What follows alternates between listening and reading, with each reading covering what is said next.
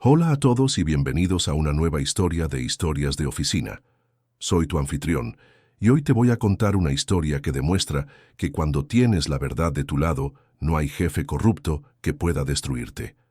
Esta es la historia de Alejandro Rivera, un arquitecto de datos que trabajó durante 18 años construyendo los cimientos tecnológicos de una empresa solo para ser traicionado por su propio jefe. Pero lo que su jefe no sabía era que Alejandro había construido algo más que un sistema de datos. Había construido la herramienta perfecta para exponer la verdad. Prepárense porque esta historia tiene uno de los finales más satisfactorios que hemos contado en este canal. Antes de comenzar con esta épica historia de venganza corporativa, si eres nuevo en el canal, asegúrate de suscribirte y activar la campanita porque aquí compartimos las mejores historias de traiciones, venganzas y justicia en el mundo laboral. Y si esta historia te parece increíble, espera a ver cómo termina porque te aseguro que vas a querer compartirla con todos tus contactos. Dale like si ya estás emocionado por escuchar cómo un genio de los datos destroza a su jefe corrupto con la pura verdad. Mi nombre es Alejandro Alex Rivera y a mis 48 años yo era la memoria institucional de Omni Retail. Durante 18 años, mi mundo había sido la arquitectura de datos. No la clase de datos que se usan para presentaciones bonitas, sino los datos fundamentales, la roca madre sobre la cual se construía toda la empresa. Yo fui el arquitecto principal de El Núcleo, nuestro sistema de almacenamiento y gestión de datos centralizado. Cuando empecé, Omni Retail era un caos de bases de datos departamentales que no se comunicaban entre sí, un archipiélago de islas de información. El departamento de finanzas tenía unos números, logística tenía otros, y marketing vivía en un universo de fantasía propio. Yo diseñé y supervisé la construcción de El Núcleo para ser el único continente, la única fuente de verdad. Era un sistema robusto, seguro, y lo más importante, inmutable. Cada transacción, cada movimiento de inventario, cada registro de cliente se registraba de una manera que era auditable, rastreable y, sobre todo, honesta. Mi trabajo, durante casi 2 décadas, fue asegurarme de que la empresa no pudiera mentirse a sí misma. Y eso me convertía en un hombre sin muchos amigos en las altas esferas, pero inmensamente respetado por aquellos que entendían lo que estaba en juego. La complejidad y la importancia de un sistema como el núcleo son a menudo invisibles hasta que fallan. Esta dinámica de competencia silenciosa y la lucha por la integridad frente a la conveniencia son temas que exploramos a menudo en el canal Historias de Oficina. Si te fascinan las intrincadas estrategias que se juegan en el mundo corporativo, te invito a que te suscribas para no perderte ninguna de estas crónicas. Mi propia historia estaba a punto de convertirse en un ejemplo de libro de texto de cómo la verdad, meticulosamente documentada, puede convertirse en la mejor arma. Y entonces contrataron a Ricardo Vega. Ricardo fue nombrado nuestro nuevo director de información, CIO. Era un hombre de unos 35 años, salido de una startup tecnológica de moda, con un discurso lleno de anglicismos y una fe ciega en la agilidad y la disrupción. Para él, el núcleo no era una proeza de la ingeniería de datos, era un monolito heredado, un obstáculo para su gran visión de una transformación digital basada en la nube. En su primera reunión conmigo, miró los diagramas de arquitectura del núcleo con una mezcla de aburrimiento y condescendencia.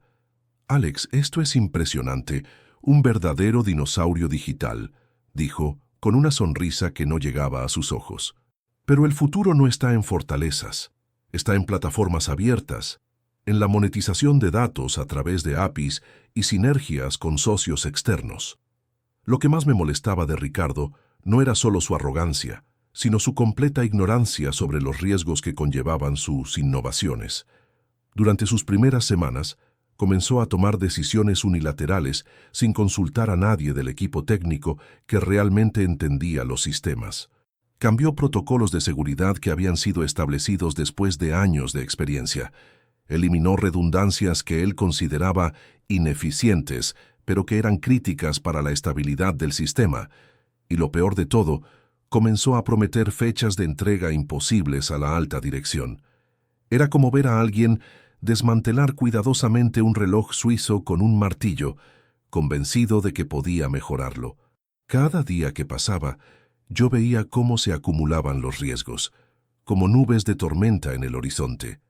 Pero Ricardo estaba demasiado ocupado impresionando a los ejecutivos con sus presentaciones llenas de buzzwords para escuchar las advertencias de quienes realmente conocíamos el terreno. El conflicto inicial surgió con su proyecto estrella, Insightix, una nueva plataforma de análisis de clientes que prometió entregar en un tiempo récord de 6 meses. Para ello, quería dar acceso a nuestros datos a un proveedor externo, una startup llamada DataLeap, que afirmaba tener algoritmos de inteligencia artificial revolucionarios. Yo me opuse firmemente, no al análisis de datos, sino a la forma en que quería hacerlo. Ricardo, no podemos darles acceso directo a la base de datos de producción, le expliqué en una reunión, con la paciencia de un profesor de primaria. Es una violación de todas las normativas de privacidad de datos, desde la GDPR hasta nuestras propias políticas internas. Debemos crear un entorno de pruebas, un sandbox, con datos completamente anonimizados. Llevará tiempo hacerlo bien. Él se rió. Tiempo es lo que no tenemos, Alex. Hacerlo bien es el enemigo de hacerlo. Necesito resultados, no burocracia. DataLeap ha firmado un acuerdo de confidencialidad. Eso es suficiente. Envié 3 correos electrónicos formales, detallando los riesgos técnicos y legales. Cité las cláusulas específicas de nuestros términos de servicio con los clientes y las multas millonarias asociadas a una violación de datos. Él nunca respondió. En su lugar, usó sus privilegios de administrador para crear una cuenta de servicio con acceso de lectura a una réplica casi en tiempo real de la base de datos de clientes y se la entregó directamente a DataLeap. Yo vi la orden ejecutada en los registros del sistema. Fue el equivalente digital a darle la llave maestra de la empresa a un desconocido. 2 meses después, ocurrió lo inevitable. Una mañana de martes, los sistemas empezaron a fallar. El sitio web se ralentizó hasta detenerse. Las terminales de punto de venta en las tiendas se desconectaron. El núcleo, mi creación, activó automáticamente un protocolo de aislamiento de emergencia al detectar una actividad de lectura masiva y anómala que amenazaba con sobrecargar todo el sistema. Era una hemorragia de datos. Alguien estaba intentando copiar toda nuestra base de clientes. La crisis duró 7 horas. Cuando finalmente pudimos estabilizar el sistema y cortar el acceso ofensivo, el daño ya estaba hecho. Cientos de miles de registros de clientes, incluyendo nombres, direcciones y historiales de compra, habían sido expuestos. La fuente del ataque era clara: una brecha en los servidores de DataLeap, que tenían una seguridad deplorable. El ataque había utilizado las credenciales que Ricardo les había proporcionado. Lo que siguió después fue una masterclass en manipulación corporativa que me dejó helado. Ricardo no solo me culpó del desastre que él mismo había causado, sino que orquestó toda una campaña para destruir mi reputación. En los días siguientes al incidente, comenzó a convocar reuniones privadas con diferentes miembros del equipo, plantando sutilmente la idea de que yo había sido negligente con los protocolos de seguridad. Creó un documento interno titulado Lecciones Aprendidas, donde insinuaba que la antigua guardia tecnológica de la empresa, refiriéndose claramente a mí, había sido demasiado complaciente con las medidas de seguridad. Incluso llegó al extremo de sugerir en una reunión de directores que tal vez era hora de renovar completamente el equipo de infraestructura para evitar futuros incidentes. Era una caza de brujas sistemática, y yo era la bruja principal. Mientras tanto, cualquier mención a DataLeap o a las credenciales que él había creado desapareció mágicamente de todas las conversaciones oficiales. La traición fue una obra maestra de cobardía corporativa. Ricardo convocó una revisión post-mortem de emergencia. Era un tribunal fraudulento y yo era el acusado. Delante del CEO y de otros directivos, Ricardo presentó un informe técnico que era una ficción descarada. Mostraba registros de acceso estándar, cuidadosamente seleccionados y sacados de contexto, que parecían indicar que la brecha se había originado desde un servidor de mantenimiento interno bajo mi jurisdicción. Omitió por completo cualquier mención a Datalib o a las credenciales que él mismo había creado. He pasado las últimas 24 horas investigando esto, dijo con falsa gravedad, y la conclusión es ineludible. Se giró para mirarme, con una expresión de profundo pesar fingido. Alex, tu equipo no aplicó los últimos parches de seguridad en el servidor de mantenimiento. Los registros de acceso te señalan a ti. Alguien tiene que asumir la responsabilidad por este desastre, y todos los caminos, lamentablemente, llevan a tu negligencia. Me quedé helado. Era una mentira tan audaz, tan completa, que por un segundo me quedé sin palabras. Intenté protestar, explicar la verdadera cadena de acontecimientos, hablar de mis advertencias por correo electrónico. Pero él me interrumpió. Alex, por favor, no hagas esto más difícil. Me culparon por los errores de mi jefe, así que expuse todo con pruebas, pero en ese momento era él quien me culpaba a mí. Los hechos están en el informe. La decisión está tomada. El CEO, un hombre que no entendía de tecnología pero sí de culpas, asintió con gravedad. Fui despedido por negligencia grave, escoltado fuera del edificio como un criminal. 20 años de servicio impecable, borrados por la mentira de un cobarde. Pero mientras caminaba hacia mi coche, con una caja de cartón en las manos, no sentía desesperación. Sentía una ira fría y cristalina. Una ira que no nubla el juicio, sino que lo enfoca. Ricardo había cometido 2 errores fatales. El primero fue subestimarme. El segundo, y más importante, fue no entender la naturaleza de mi creación, el núcleo. Él creía que los registros del sistema eran como la contabilidad creativa. Se podían manipular, omitir, sacar de contexto, pero yo había construido el núcleo con una paranoia saludable, previendo exactamente este tipo de escenario. Integrado en su nivel más profundo, había un sistema de registro que yo llamé el protocolo Cronos. No era un simple archivo de texto, era un registro de eventos inmutable, de solo escritura, con firma criptográfica. Cada comando, cada consulta, cada cambio de permiso, cada inicio de sesión, sin importar de quién o de dónde quedaba registrado, se le asignaba una marca de tiempo atómica y se firmaba digitalmente, encadenado al registro anterior. Alterar un solo bit de un registro antiguo rompería la cadena criptográfica de todos los registros posteriores, una bandera roja digital imposible de ocultar. Ricardo, en su arrogancia, ni siquiera sabía que existía. Pensaba que los registros de la superficie eran toda la historia. Durante esas 2 semanas después de mi despido, mi casa se convirtió en el cuartel general de una operación militar de precisión. Transformé mi oficina doméstica en un centro de análisis forense digital. Tenía 3 monitores funcionando las 24 horas, máquinas virtuales corriendo scripts de análisis y decenas de documentos impresos organizados meticulosamente en carpetas codificadas por colores. No era solo rabia lo que me movía, era el placer puro e intelectual de resolver el rompecabezas más complejo de mi carrera. Cada día descubría una nueva pieza de evidencia, cada registro que analizaba revelaba otra capa de la mentira de Ricardo. Era como ser un arqueólogo digital, desenterrando los fósiles de su engaño. Laura se convirtió en mi contacto clandestino dentro de la empresa, y nuestras conversaciones encriptadas se convirtieron en mi línea de vida hacia la información en tiempo real. Ella me contaba sobre las nuevas políticas draconianas que Ricardo había implementado, sobre cómo había prohibido cualquier discusión sobre el incidente de seguridad y sobre cómo varios empleados veteranos habían comenzado a buscar trabajo en otras empresas. La moral estaba por los suelos y Ricardo gobernaba a través del miedo y la paranoia.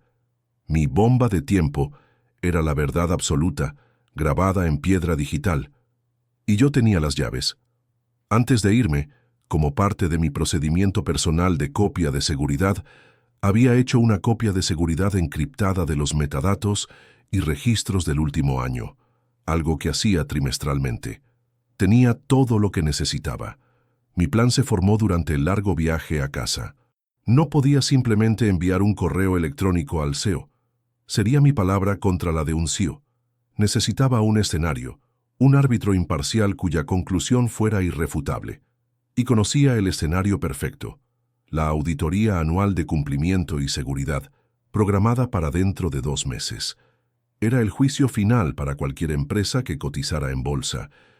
Los 2 meses siguientes los pasé en mi oficina en casa, transformado de arquitecto de datos a fiscal forense. No busqué trabajo. Tenía un último trabajo que terminar. Con una paciencia infinita empecé a construir mi caso. Extraje los registros del protocolo Cronos de mi copia de seguridad encriptada. El trabajo fue meticuloso. Primero, encontré el registro exacto, con la marca de tiempo y la firma digital, del comando ejecutado por la cuenta de administrador de Ricardo para crear las credenciales de servicio para DataLeap. Luego encontré mis 3 correos electrónicos de advertencia, con sus metadatos de envío, demostrando que los había enviado antes de la creación de las credenciales.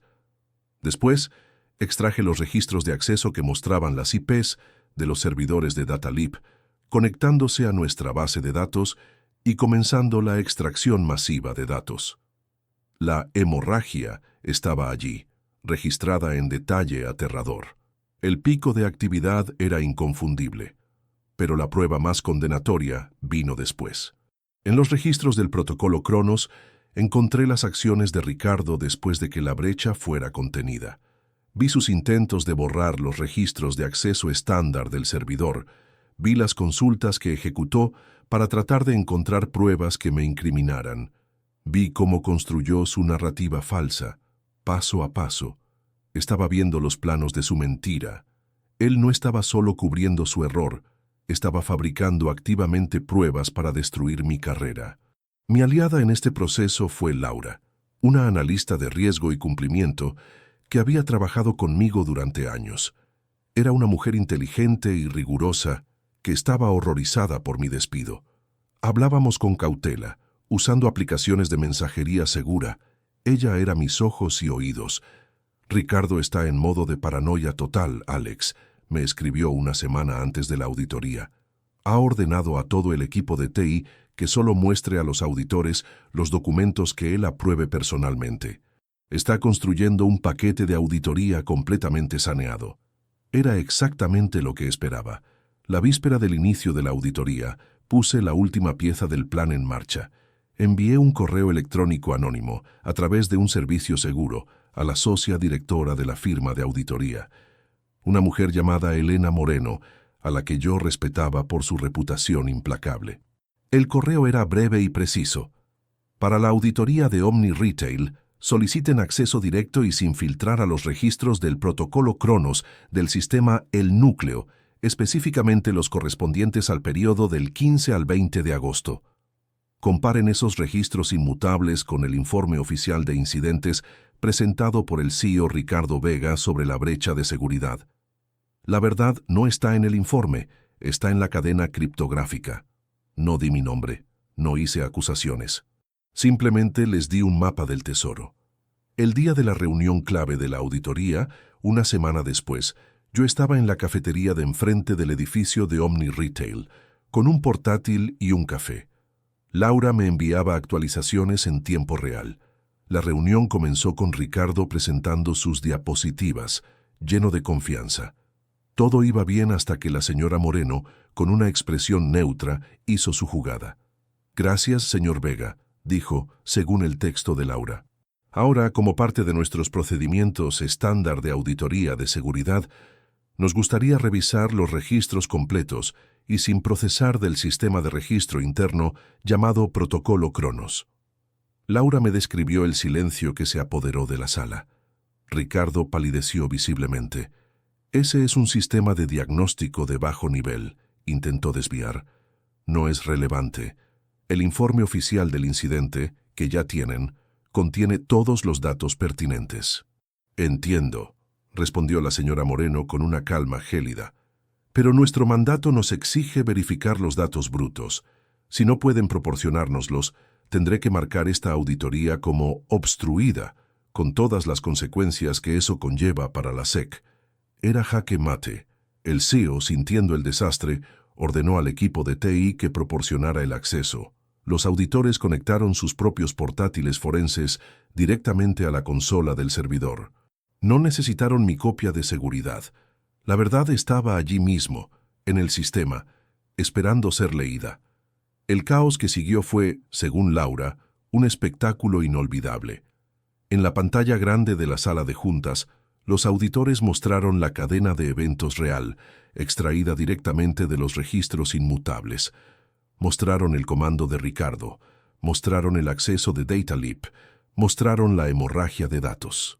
Y luego mostraron la pieza más devastadora, el registro de los intentos de Ricardo de borrar los registros de la superficie, un acto de encubrimiento deliberado.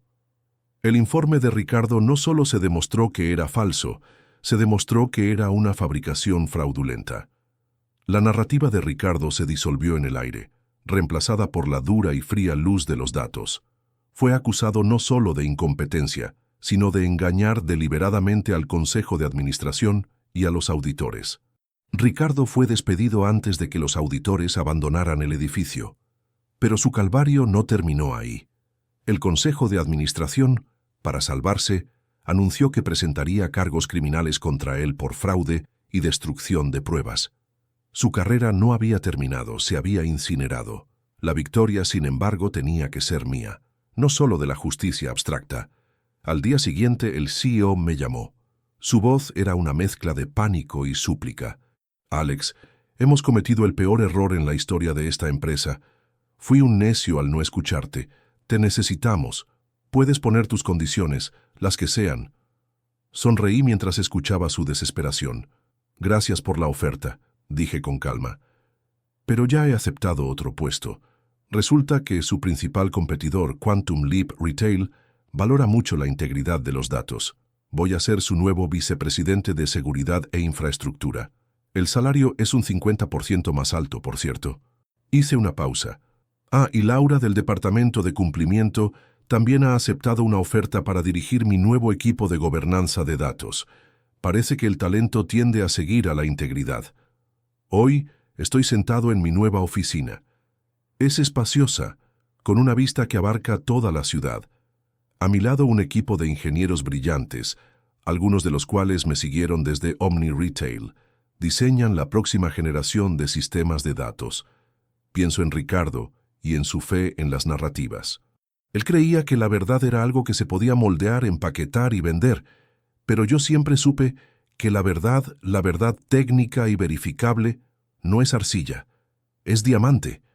Puede que la entierres, puede que la ignores, pero cuando finalmente sale a la luz, corta cualquier cosa que se le ponga por delante. Y mi trabajo, mi verdadera vocación, siempre ha sido ser el guardián de ese diamante. Esta historia me enseñó que no importa cuán poderoso sea tu oponente, no importa cuán elaborada sea su mentira, al final, los datos no mienten. Y cuando construyes sistemas con integridad desde el principio, esa integridad se convierte en tu mejor defensa.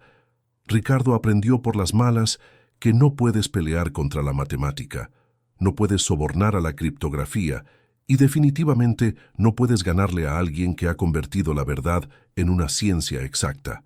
Y esa es la historia de cómo un jefe corrupto trató de destruir a un empleado honesto, solo para descubrir que había escogido al peor enemigo posible, alguien que había construido la herramienta perfecta para exponer la verdad. Si esta historia te gustó, dale like y compártela, porque necesitamos más historias como esta, donde la justicia y la integridad ganan al final. Y recuerda suscribirte a Historias de Oficina, porque tenemos muchas más historias increíbles de empleados que se las ingeniaron para derrotar a jefes abusivos. Nos vemos en el próximo video, y recuerda, la verdad siempre encuentra la manera de salir a la luz.